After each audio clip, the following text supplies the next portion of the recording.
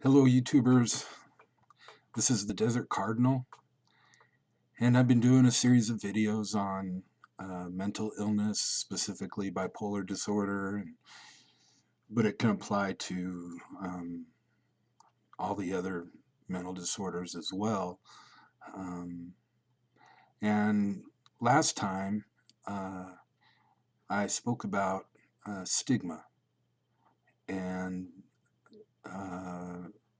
kind of what stigma does and how it just kind of makes us um, just feel, less than. Um, we don't feel like we belong. Um, I use the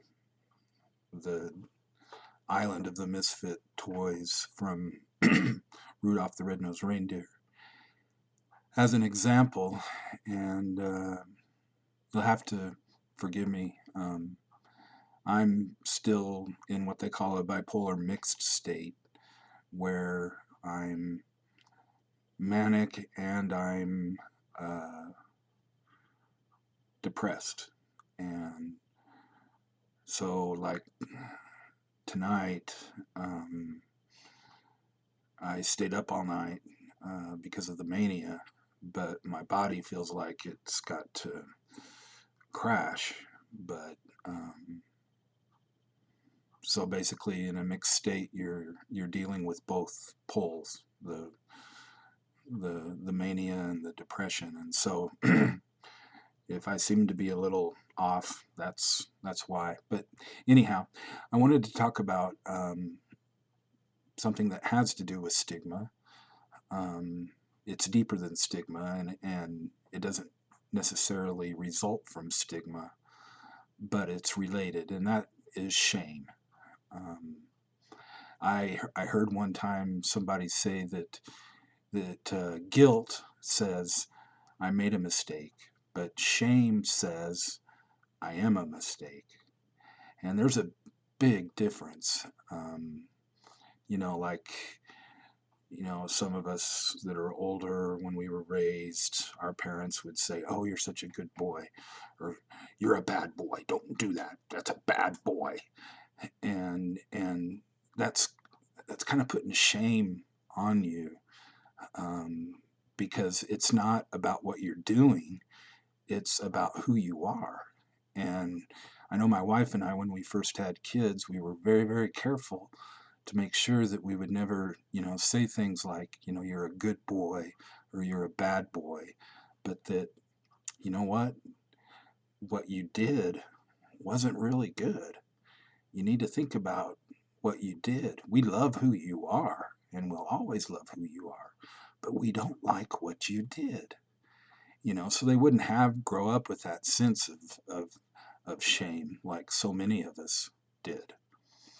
And um, and stigma has a part in that, because I think what stigma does is that it triggers um, that shame that we were raised with, or it came upon us by school teachers, or authority figures in our lives as we grew up. And shame's a real difficult thing to deal with. And what I want to do is I want to read uh, a letter. I believe John Bradshaw, in his book The Homecoming, uh, puts this letter um, in his book, and yeah, I think it's written by Leo Booth. Um, I'm not sure about that, but you can Google it probably and find out. But I want to read this real quick. It goes, "My name is Toxic Shame. I was there at your conception, in the epinephrine of your mother's shame. You felt me in the fluid of your mother's womb.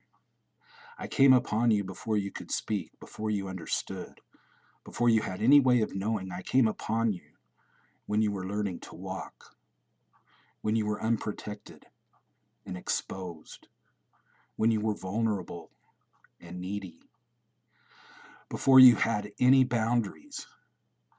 My name is toxic shame.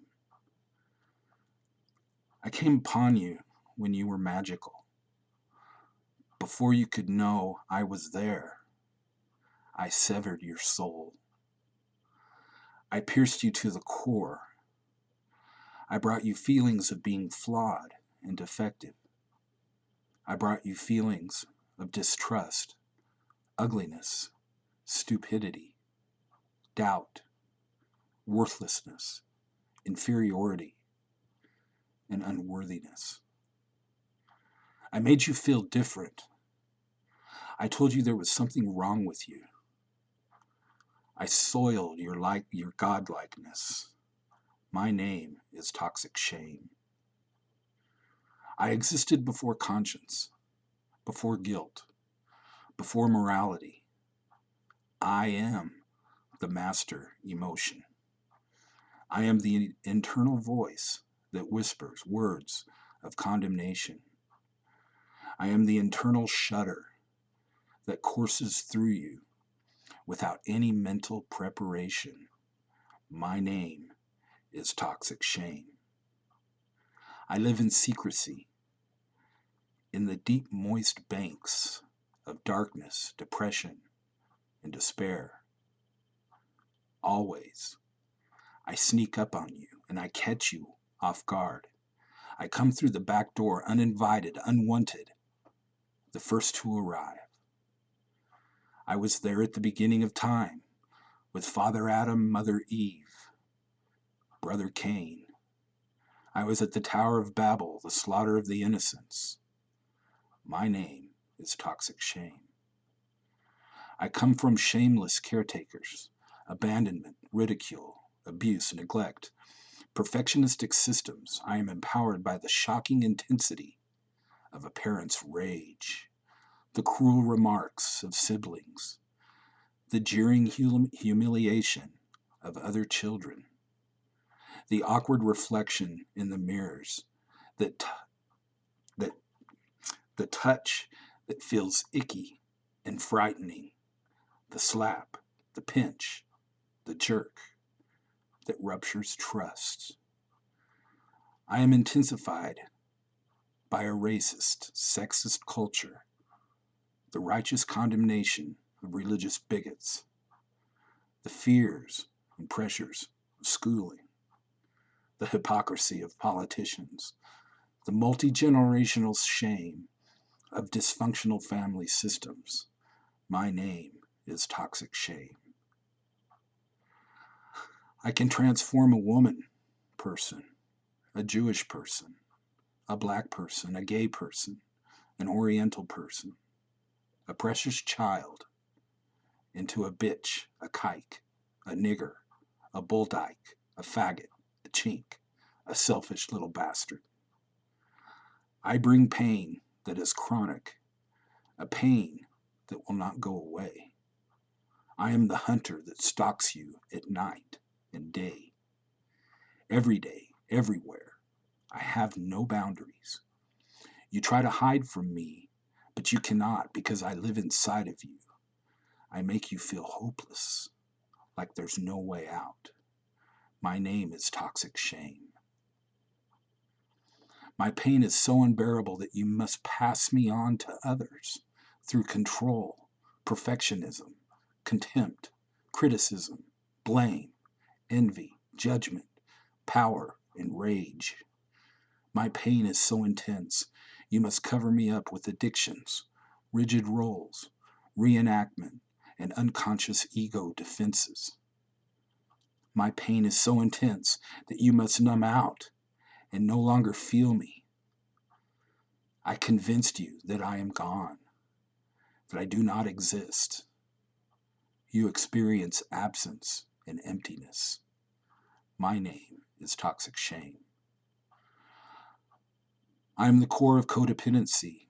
I am spiritual bankruptcy, the logic of absurdity, the repetition compulsion. I am crime, violence, incest, rape. I am the voracious hole that fuels all addictions. I twist who you are into what you do, and have I murder your soul, and you pass me on for generations. My name is Toxic Shame.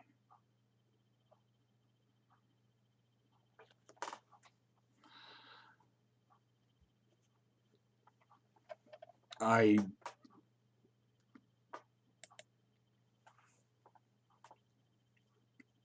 I took some lines out because honestly I couldn't pronounce the words.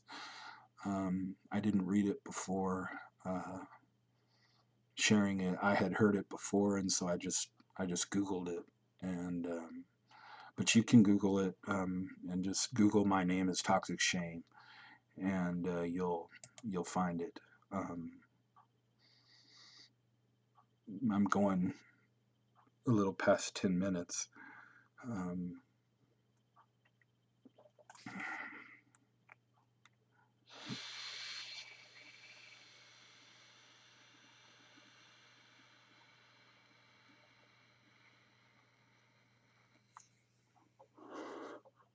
um,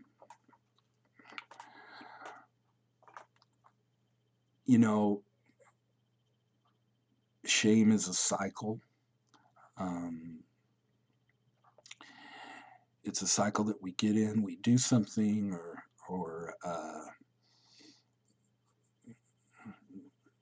believe something, and then we feel shame. And in order to deal with the shame, what a lot of people do is they turn to addictions, smoking, uh, alcohol, drugs, sex, um, whatever it may be. And because the feelings of shame are so intense, you could tell from the intensity of that, my name is Toxic Shame. Um, in order to deal with those feelings, people self-medicate. And as a result of the self-medicating, um, a lot of times that becomes an addiction, and that toxic shame is at the root of our addictions. Um, Smoking.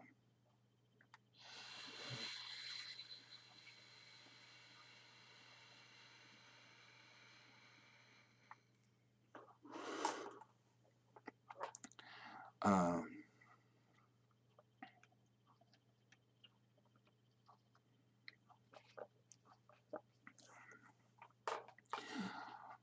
um, so how do you deal with it? What do you do?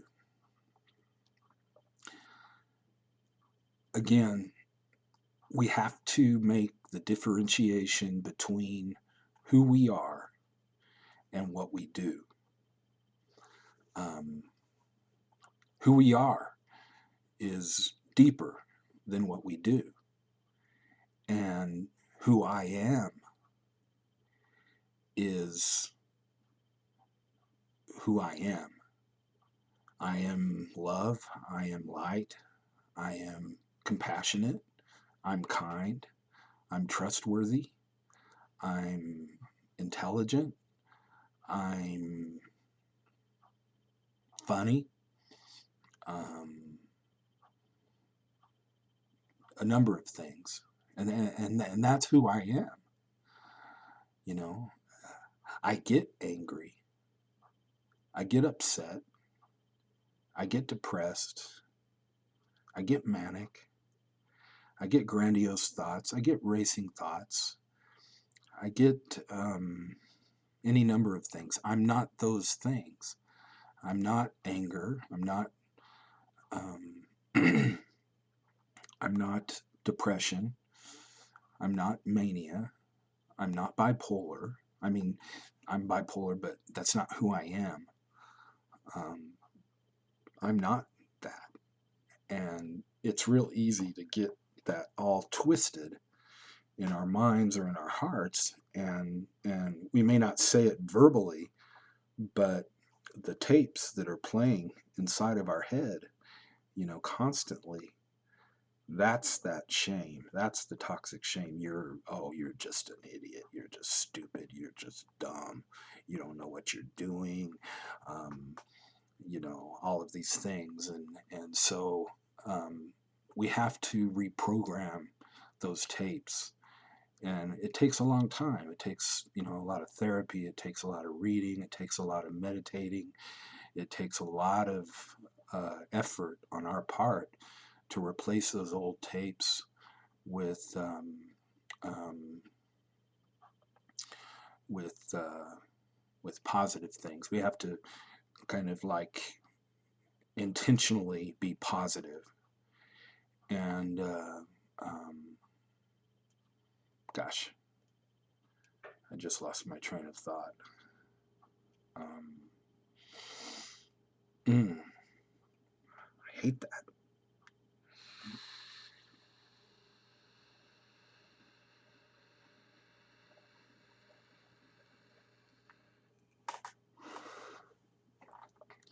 Replacing the replacing the negative thoughts with the positive thoughts. Oh yeah, there's a Carole King. I don't know if you guys know Carole King. She started out, I guess, in the '60s. She's still alive as far as I know. She used to get together with James Taylor and play a lot of music. And there's a song that she wrote, and one of the lyrics in it goes, "You've got to get up every morning with a smile on your face and show the world all the love in your heart, because you're going to find, yes, you will, you're as beautiful as you feel." And I think about that quite frequently, because um, when we know who we are, when we're in that place where we're in the present moment, and everything's centered and everything's okay, who we are shines.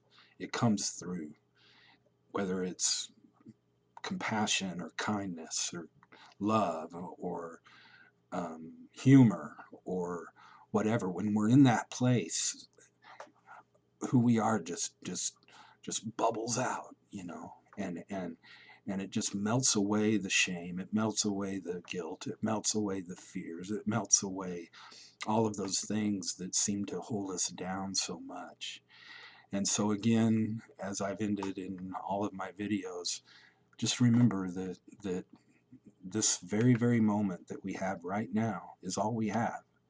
And if we do the next right thing, then our moments will be moments of peace, of presence, of being available um, to our family, to our friends, to our children, to our pets. Um, so just remember, stay in the moment and do the next right thing. Thank you, and I hope you have a good Valentine's Day. God bless.